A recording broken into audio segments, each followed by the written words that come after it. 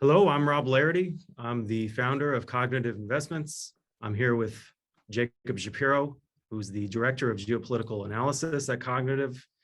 And the topic of today's meeting is the Chilean Constitution. So let's get right into it. Jacob, what should we be thinking about here? Thanks, Rob. It's good to be with you all. It's actually, in ironic ways, a bit of a respite for me, which has been sort of all Russia, all Ukraine all the time. But this is also a reminder that the world goes on, even as terrible things happen in other places around the world, and very important things. So yeah, let's kind of dive into it. If you missed our first webinar was really about the geopolitical constraints and fundamentals that we saw facing Chile at the macro level. But we wanted to take 15, 20 minutes or so and drill down a little bit into what's going on in the context of Chile's constitutional convention and how those macro fundamentals are playing out and things to kind of watch for going forward. There are a couple key areas, I think, that new president, or I guess I should call him President-elect Gabriel Boric, has been pretty insistent on. The first is sort of harnessing the potential of lithium as a new mineral commodity to power Chile's economy going forward. Mining already makes up about 11 to 12% of Chile's GDP, which we'll come back to in a minute. But the idea is that Chile can use its lithium reserves to really position itself as part of a broader strategy within the world, but especially within South America and the Pacific in general, as a renewable energy power. But he's talked about doing that via sort of some nebulous comments about a state lithium company. Is that going to mean nationalization of resources? Those are all open questions. The second is that, and I think this actually speaks to Boric's politics in general, which is that he's not your normal, or I shouldn't say normal, he's not your traditional leftist. He's kind of one of these new age leftists who cares a lot about the environment and about social issues. But when you actually look at his economic stance, he's almost indistinguishable in some ways from a centrist or even a center-right politician in some ways. I would describe the first signs we have of his sort of monetary leanings as fairly conventional, certainly not as left-leaning. So we'll talk about that a little bit, and then we'll talk about sort of Chile's distribution of wealth and how that really is one of the main challenges here, because Chile has done, relative to most of Latin America, extremely well over the past decade plus.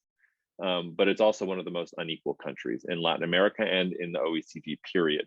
And it's a fine line for any government to figure out how to redistribute wealth without making people feel like you're redistributing wealth, which is sort of where Chile has to go right now. I wanted to start off by talking about what I think are the three key main constraints to any major changes happening, both within the constitutional process and within the Boric government itself. The first I've already alluded to, which is that mining accounts for roughly 11 to 12% of Chile's GDP, and the projections on its lithium reserves and how copper and lithium are both crucial to next generation energy technologies. All of those things make this a really big deal for Chile's economy. And in some ways, the success of the Chilean economy and the mining sector is the reason that Chile is here in the first place.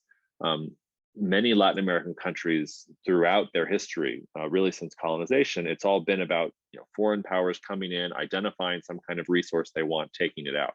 What Chile has been able to do in the last 30 to 40 years is that it created a system where it got to benefit from the export of that resource, and it has to figure out how to do that going forward. Now, I'm also painfully aware of, when we're talking about an economic constraint like this, we've actually just seen in the Russia-Ukraine crisis, where sometimes economic constraints, people don't care about them. We could have made several different arguments about the economic constraints on Russia attempting an invasion of Ukraine, not least of which were also these commodity dependencies and exports of commodities to Europe and other places in the world. And ultimately, Putin's government decided that those constraints were not operative. It's trying to reject them. And now we're seeing that clash between Russia's constraints and its economic needs. So take the Chilean economy's dependence on the mining sector with a grain of salt. If you have any kind of sort of national security imperative or overwhelming political imperative, those things can sometimes override these economic constraints. But at least in the short term, if we're looking at how the Chilean government is going to think about its relationship with mining, If it goes for things that the market doesn't like, or for things that private investors don't like, it's basically risking 10 to 20% of its economy just with a snap of a finger. And it takes a pretty radical, pretty self-confident government to do that. And the Boric government is not that. And that gets us into our two political constraints.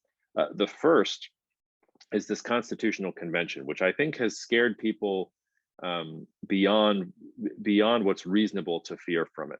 There's 155 members in the Constitutional Convention.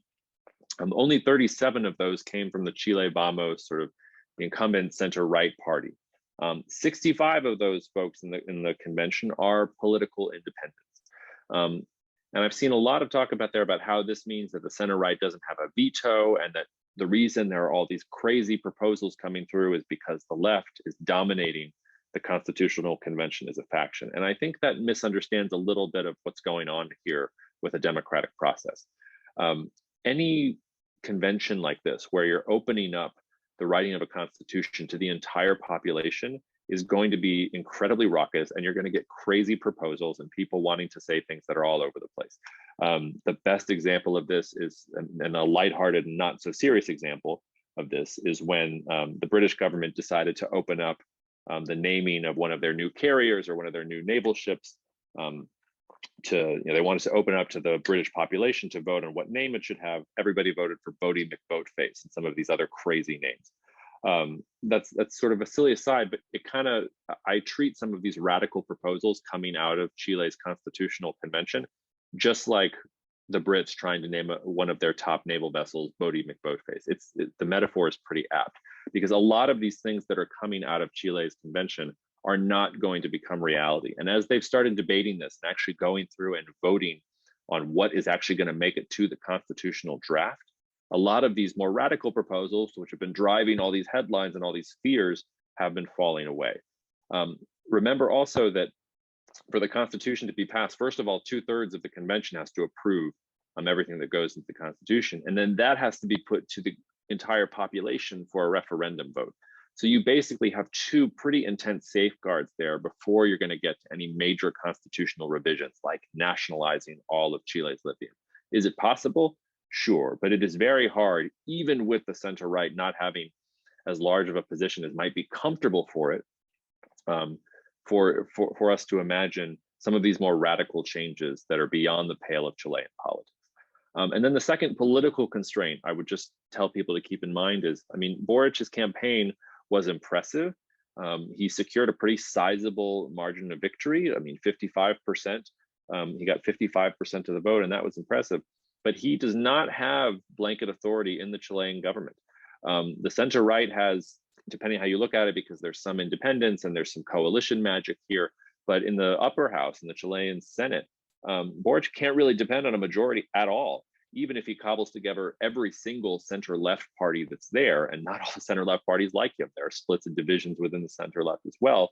Whereas, Chile Vamos still has a pretty sizable position in the Senate, and actually increased its voter share in the election, even though Boric won the election. That's number one. And even in the lower house, in the Chamber of Deputies, you're still dealing with roughly 40% to 45% of the seats are with center-right or even far-right parties. So it's not like Boric walked in and has control of all of the Chilean government. He absolutely captured the imagination of people, and he absolutely was chosen as, I think, the more moderate of the two candidates that were in front of Chile. But absent some constitutional change, which I just talked about why I don't think that's going to be operative, he's going to have to make compromises. He's going to have to work with people that are not in his own political party in order to get things done. And that process usually has a way of moderating even the greatest, sort of most radical of revolutionaries. And I think everything we've seen out of Boric right now is that he's not that type of person. A couple words about Chile's constitutional convention and a way to understand what's going on and what we're all going to be reading about over the course of the next few weeks. The convention has been divided into 7 key committees. The first committee is political system. The second is constitutional principles, decentralization. You've got fundamental rights, the environment. We don't have to go into the specifics of these committees, but basically each one of these committees that are made up of roughly 20 people have been coming together with proposals and things that they want included in the Constitution. A certain number of people in the committee have to vote for it to get to the larger convention. Then the convention has to approve it by a 2/3 majority in order for it to go into the draft that is eventually going to be presented to the Chilean people as a national referendum. Some of the more radical proposals, like the mining one that I'm going to talk about here in a second, were proposals that made it out of committees that were stacked probably with people who were particularly interested in those things in the first place. And when they've seen the light of day, which is to say they have seen debate in the full Chilean Constitutional Convention, they have not carried. And they've not carried precisely for these political constraints that I've been laying out here. The Chilean electorate is not a bunch of crazy people. Every single country, whether it's Chile or not, has their fringes and has their factions and have people who think and say crazy things. But even though you can get some of those things coming out of these committees, there's no real way for something to get from a committee all the way to Chile's constitution without a significant number of things having to happen that are fairly unlikely. I wanted to look at just 3 key sort of small case studies before we turn it over for kind of questions and conversations, because I'm eager to hear from folks here, both what they're thinking about and insights that they have into this process. Because if you're on this call, I assume you probably know something or have a personal vested interest in Chile. But the first is probably the most controversial and the most important, which was this committee proposal about the nationalization and new social environmental management of copper mining, lithium, and other strategic assets. And the reason I want to bring this up is because even the Boric government has really gone at this in a way that you wouldn't have expected if they were pro-nationalization. For instance, the head of, or the person that Boric has selected to be the head of his mining industry has said that there's still a lot that has to be done and that has to be talked about. And furthermore, that private companies are interested in having certainties, and that the tone of the discussion has been really unproductive for private companies because, and now I'll quote here, nobody here is making a revolution, nor is there going to be a taking of the Bastille or anything like that. Then the Chilean Secretary of State followed that up a couple of days later and said Chile wants to offer stability and institutionality that seems very attractive for foreign investment. So that all goes back to that economic constraint that I was talking about. The Boric government has very ambitious ideas about the levels of state spending that it wants to make, especially in things like social services, pensions, the environment, indigenous rights, all of these other things. And there is no way for the Boric government to succeed in spending that kind of money if it also kills the Chilean industry that provides 10% of GDP and looks like it's ready and primed for another major bull cycle, as we talked about in our first webinar. I don't know if this colloquialism works in Chile, but in the United States, we might say you can't kill the golden goose. The mining sector is the golden goose. So you can see the Boric government saying, yes, we want to make changes. Yes, we want a sliding tax scale so that if copper prices go up a lot, we can take more money in a tax so that we can spend more money on social services. But they are not saying things like, we want to nationalize all of this. And they're even coming out against some of the more radical proposals that have been in the committee. The committee proposal that came out to nationalize lithium and copper, it went on a 13-6 vote in the environmental committee before it went in front of the full assembly. And it went as part of 40 different proposals that the environmental committee made to the full assembly. And that debate happened this week. 34 of those were rejected. So only 6 of the things that came out of the environmental committee have been accepted thus far. Now they get to go back and think about them. You can repropose them. It's not that they're dead yet, but already 34 out of 40, not a very good success rate, probably if you're the environmental committee. And furthermore, 24 of them didn't even reach sort of an absolute majority. So I talked about how you needed 2/3, 24. So more than half of these articles or proposed articles didn't even make it to 50% support. So there's obviously been a backlash or a disconnect between what's coming out of the committee itself and then what is actually happening in the broader assembly. And the last thing I just want to point out here is that most of the headlines, and this is not just in English press, in Chilean press, in all Spanish language press and in English press, were all about when the environmental committee proposed that at the beginning of February. You can go and Google for yourself, just Google February 1st, some things about Chile mining law, and you will see so many articles that you can click through and, oh my God, what does this mean for Chile's future? All the things I just told you about, the 34 out of 40 didn't pass, the 24 out of 40 didn't have a majority, the most controversial one also didn't pass muster. You have to look really hard for those articles. And that, I think, it tells you something about the media environment. Part of that is also Russia-Ukraine, which is just elbowing out everything in the news cycle. But I also think it reflects a really important thing about how the media operates these days, because a story about, oh my God, Chilean mine industry is ending because this environmental committee proposed something, that's a really easy story to tell. It's much harder to hack into, okay, what is a constitutional convention? What are the rules of the convention? What have they proposed? What have they not proposed? And when you actually sort of get through that, and it's ultimately not that big of a deal, like that's not a story that's actually going to sell newspapers or get clicks. And that's why I think some of these things end up going under the radar in general. I will say that the more operative thing to think about in terms of mining, I think, is not whether the Chilean government is just going to nationalize all of Chile's mineral commodities. I would be really, really shocked if that happened, especially based on the recent votes. There has, however, been debate for the last 3 years now about changing the percentage of revenue that the Chilean government can get from taxes on Chile's mining industry in general. Now, that tells us two things. The first is they've been debating this for 3 years in the Chilean government. So there's no easy answer here. We shouldn't just expect Boric to roll up and he's suddenly going to solve this thing that has been very controversial and which has been debated in the Chilean government for a long time right now. That said, though, I do think what you're going to see the Boric government push on is, I think you will see them try and raise money by raising taxes on copper and lithium mining. They've floated out that they want to raise about 1% of Chile's GDP by raising those taxes. And they have also talked about this creation of a nationalized lithium company. That might sound scary, but that's also sort of the situation Chile is in with copper today. I shouldn't say the vast majority, but something like 70% of Chile's copper comes from private companies, and then roughly 30% comes from Chile's state copper company. So I think in some ways, what the Boric government is telegraphing to you is that they absolutely are going to try and push from a policy level for developing a new national industry in lithium mining that the government does have a role in, and that it is going to try and take a little bit more from copper and from lithium and from other mining sectors in order to increase social spending.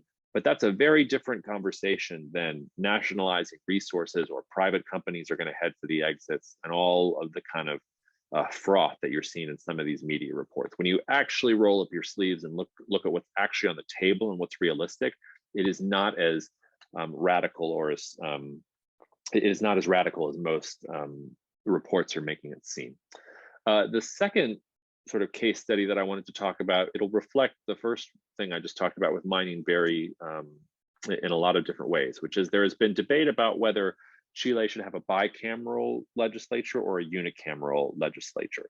And for constitutional policy nerds out there, this is a really interesting theoretical question.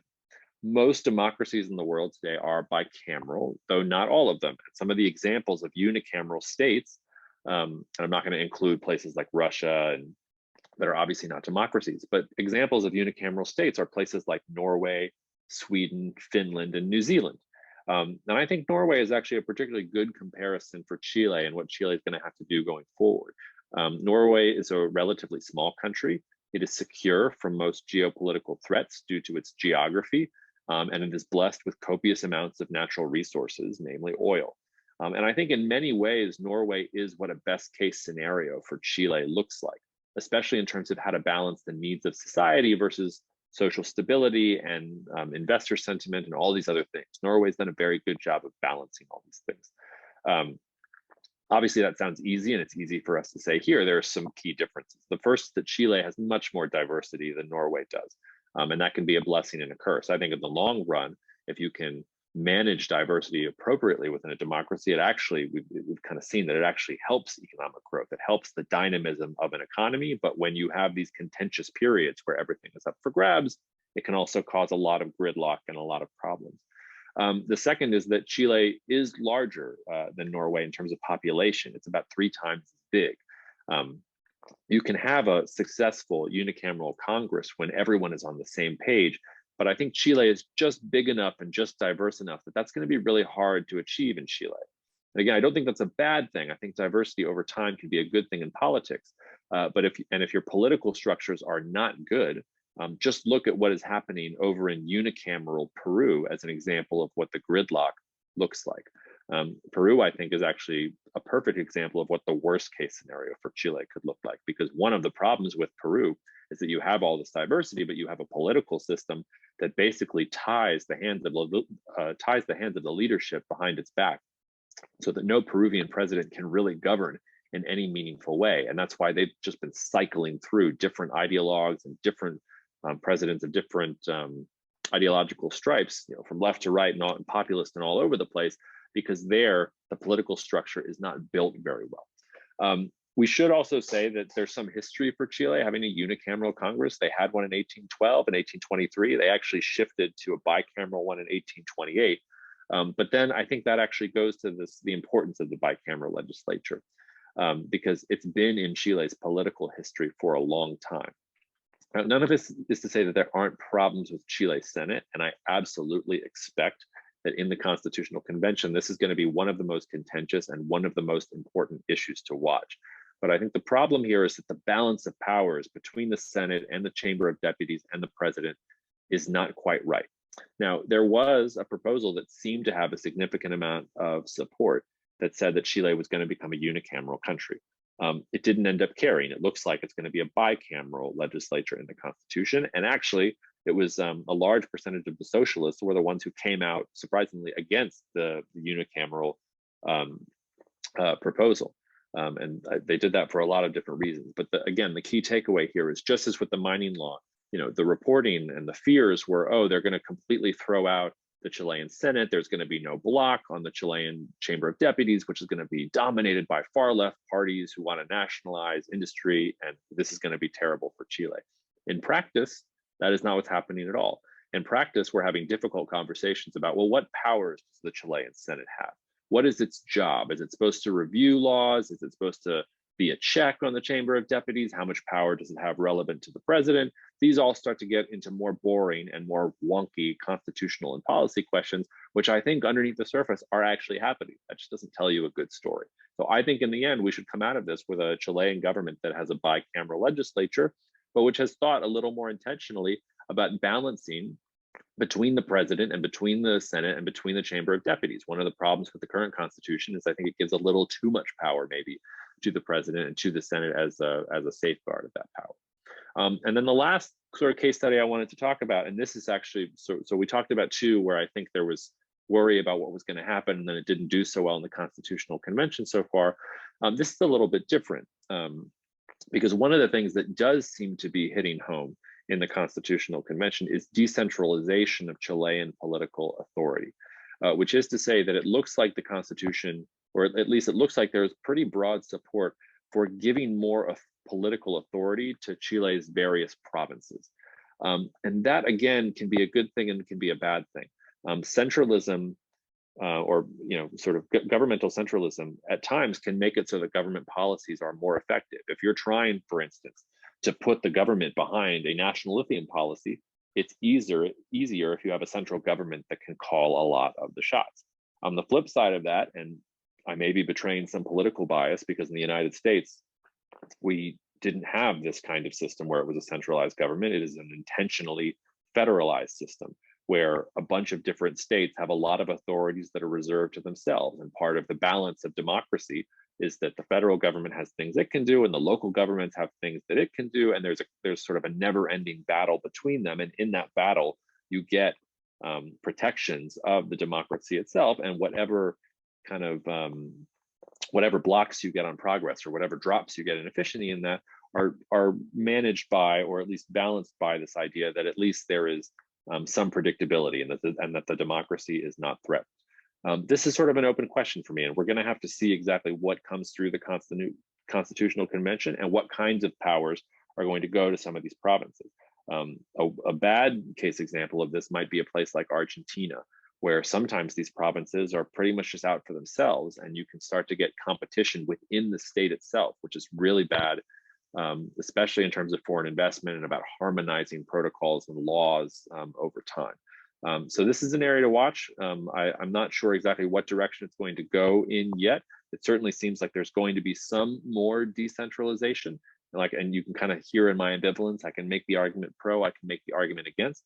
The key thing here, though, is I think it's not unambiguously negative. It's not like if they go towards a more decentralized structure that Chile is going to fall apart and it's going to be run by a bunch of radicals who want to nationalize copper and lithium. My point here is really that these are important discussions that are happening, and that this is kind of more of a technical process, and we'll have to see exactly what this means, especially for some of those provinces that are particularly exposed to mining or that have long-standing issues between the sort of more Eurocentric population and the more indigenous population. So I talked longer than I wanted to, because apparently I always seem to talk longer than I want to, but I'll kind of pause there and open it up to maybe Rob to questions, or to anybody else who wants to ask things. Yeah, thanks, Jacob. So if anyone would like to ask a question, there's a button on the bottom of your screen, I believe, with a Q&A section where you can type in your question. And in the meantime, while we're waiting for external questions, I have a question, Jacob, that I was thinking about as you were talking, because it's sort of funny that you mentioned the French Revolution. And I don't necessarily believe this line of argument, but I'm going to try to poke a hole in your analysis and see what you think. Great. So sometimes there's historical evidence that when you have these constitutional conventions and there's this perception that the future of a country is up for grabs, that you tend to get radicalization very quick. So I was thinking of the French Revolution, like what was the series of events there? You had clearly a desire for reform. There were, major problems in France at the time. And Louis XVI calls the Estates General. And for the first time, all of these groups that never before had really had an opportunity to meet or share their thoughts are coming together. And at the beginning of that process, it was very conservative. There was all decorum and sort of the traditional relations of power held, and a lot of the radical stuff was poo-pooed and beaten down. And within 3 years, they were cutting off his head. So I don't really, find it that convincing that, you could have something like that here. But how do you think about that? Just this notion of having the process itself can sometimes introduce more radicalism than you would have otherwise. What would you watch for to see, if the environmental committee is only able to pass, 15% of what it's proposing, at what point do you have them try to throw the whole process out, if that's even plausible? Do you understand my question? Yeah, I mean, the simplest answer to your question is that when they have whatever the equivalent of guillotines is in the street. But the more serious answer to your question, and I take your point, like sometimes when you release pressure in a system where pressure has been building up over time, it completely overloads the system. I actually view the fact that there has been very little decorum and there's sort of been craziness coming out of some of these committees as a positive sign, because there hasn't been any pretending that the old system was perfect or that anything should be preserved in that sense.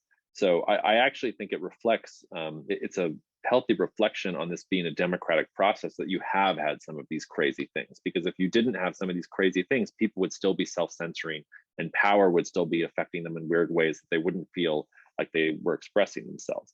I think the other point, and I mean, the French Revolution is, I mentioned sort of the United States in a federalized structure and, went through a very similar process at the time. And it was also very unruly, I guess, when you compare it to the French Revolution. But the French still had a king at that point. And they also had a lot of problems with national identity and rising food prices and foreign wars, which they had lost. None of these things have actually happened to Chile. If you had tried to do this constitutional convention right after Pinochet was kicked out of office, I might actually be more concerned about that. But then sort of the nice thing about the way Chilean political history has gone is that you've had time to reflect on Pinochet. You've had decades here where people actually became richer and the state actually showed itself to be more moderate than it could be. And sure, all these problems have come up, but now sort of a more sober generation can come along and figure out what's happening next. So I think France was dealing with a system where they clearly had to throw the baby out with the bathwater because the system that they had wasn't actually solving anything for anyone. That's not true of Chile. Chile is the most economically successful country in Latin America for the last 20 years. They've been doing some things right. It's about how to fix that system so that more people get to enjoy in that wealth and correct some of the flaws that were in that original constitution. So that's how I would respond to that. But I absolutely agree with you that the concern about radicals taking over, it's a thin line between everybody gets to say what they want and then democracy just gets to turn into a mob. Like that is a very important line to cross.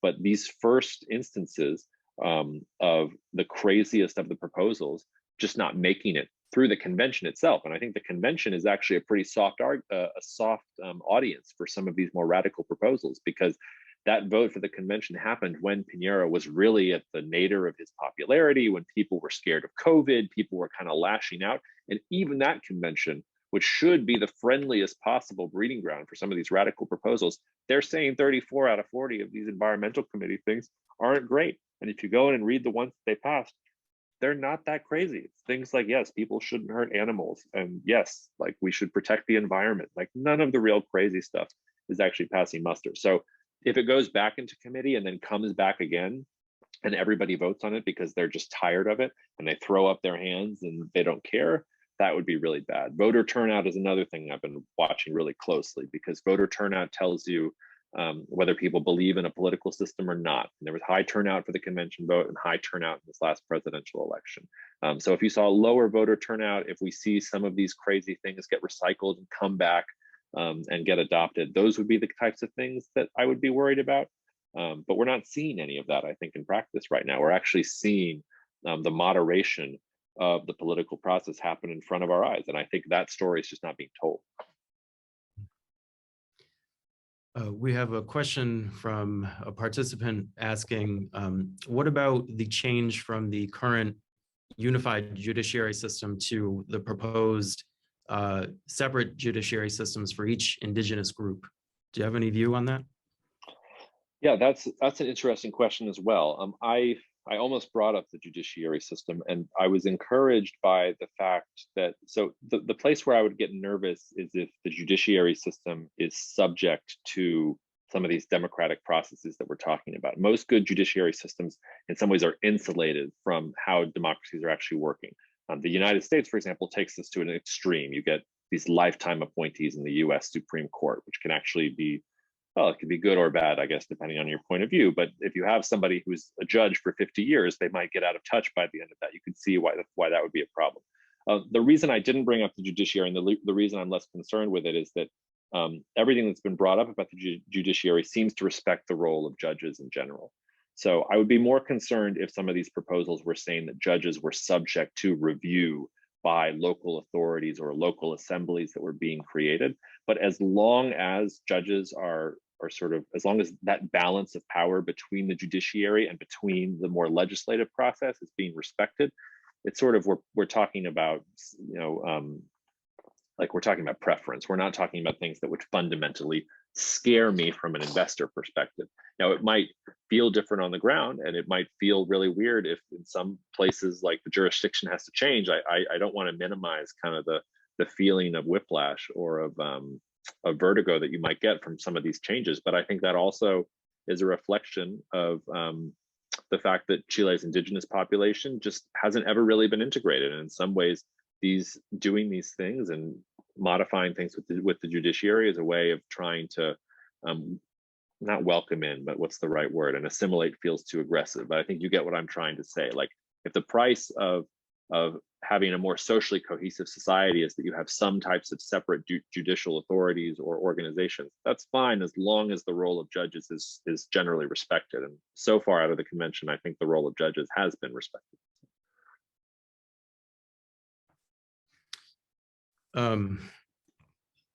Follow-up question. Obviously, it's going to come up, Russia, Ukraine, in every context now, and in this one as well.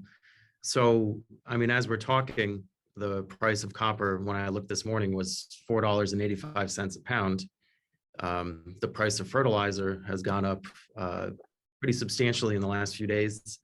There was a piece of news on the wire suggesting that Russia was considering limiting its fertilizer exports. If you assume that the value of the commodities pie is going to be bigger for Chile than it was several months ago, how, if at all, does that change the bargaining dynamic here as people are figuring out how to treat the mining industry? Yeah, and I mean, I'm here in New Orleans in the United States, which is actually, we've been seeing record prices for urea at the port. I know in New Orleans, reading reports about that. And look, like Russia may be talking about limiting fertilizer, but what we know for sure is that all commercial exports out of the Black Sea, or most commercial exports out of the Black Sea, have been paused. And some of these cargo ships are getting hit by missiles or by errant fire and things like that. So effectively, Russia's agricultural exports have all been shut down for the last 8 days. And if this continues to go on, I think you'll continue to see it closed. And that's part of the reason we're having these spikes. But this goes to the sort of macro questions that we talked about in the first webinar, which is that Chile happens to be sitting in a really, really nice geographic position and on top of some really, really nice resources in order to capitalize here. So I think, you know, a lot of Europe especially depends on Russia right now for fertilizer. Europe is going to try and become not dependent on Russia from everything from energy to fertilizer as fast as it possibly can. So suddenly you're going to have a lot more demand in the market, especially from European countries or from Western countries that are going to want access to fertilizer. And Chile is a fairly substantial exporter of those things. Russia is not a fairly large exporter of copper or lithium, so I don't think it's necessarily going to affect those things. Although we should say that I think the other thing that the Russia-Ukraine war is going to accelerate is especially the European trend towards renewable technologies. And one of the reasons copper is in such high demand is because not only do you get all the normal demand growth for copper, but you're also getting all this demand for copper because it plays a major role in next generation technologies, especially in renewables. Lithium is exactly the same. You need lithium ion batteries to power these electric cars and a lot of these other things that we're talking about. So in that sense, the Russia-Ukraine war is maybe accelerating the prospect of windfalls, or maybe even accelerating the bull cycle that has really just begun in copper and in lithium, which is good for Chile. And the fertilizer issue could really become a significant way for Chile to trade both with Europe and we'd have to think about how that works with China, but I think also it might actually reduce Chilean trade in fertilizer on that level and increase it with Europe. But that's good for Chile. The more you can diversify your export base, that's kind of good. But so that's how I would see the conflict playing out for Chile. It is bullish for all the commodities that Chile likes to export. As a brief aside, just to throw it in, because we're talking about lithium, in our research that the investment team was doing last week, we were reading about an American scientific group that has come up with a new mechanism for filtering the lithium brines more efficiently, which was really interesting actually, because right now the conversion ratio of turning the pools, you know, extracting the lithium from the brine is only 30%. And it requires a ton of space. I mean, you've seen what the lithium pools look like. They're huge. You basically just leave it out there to dry over a few years. And this was a new group that had created a new filtering mechanism that the prototypes had increased the efficiency from 30% to upwards of 90%. So kind of an interesting little development when you're thinking about Chile's prospects, especially on the lithium front, because if you could triple your productivity from the pools, I mean, that's a huge thing. So anyway, that's outside of the current conversation, but if anyone wants to hear more about that, they can contact us directly. Follow-up question we have from one of the attendees, which I think is a very good question. So a lot of this has been about the reasonableness of Chilean decision-making, and Chile's done very well. And yet in 2019, we had riots in the street, which I think a lot of people found surprising. And this attendee has asked if an increasing proportion of your populace thinks that that's normalized behavior, that's a way to get things done, at what point does that create risk? And is that a surprising development? And how do you think about that derailing this process? That is a great question. I'll give a positive spin and a negative spin. I'll start with the positive spin. There really hasn't been that much violence since 2019. It was really kind of a gasp of dissatisfaction, and then it went away. And it went away even in the context of COVID, even in the context of all of this opposition with Piñera, even in the election of a constitutional convention, and then even in the election of a new president. Chile's presidential election was far more peaceful than the US presidential election was, or at least the last one. So in that sense, we don't live in utopias. Nothing is always going to be peaceful. The question, as the questioner says, is that a sign of institutional deterioration? Is that a sign that somehow the social fabric of the country has fundamentally broken and that we will see a return to violence again, or not? It seems to me that there would have been plenty of times for people to go out and violently protest in the last 2 to 3 years, and they largely haven't. And they've largely been expressing themselves at the ballot box rather than in the streets. Now, the negative spin on this is that, and I haven't really mentioned this yet, which is that there's been a state of emergency due to arson and things like that in 2 Chilean provinces for a couple of months now, and it keeps on getting extended. And these are provinces that are largely where a lot of the indigenous population lives.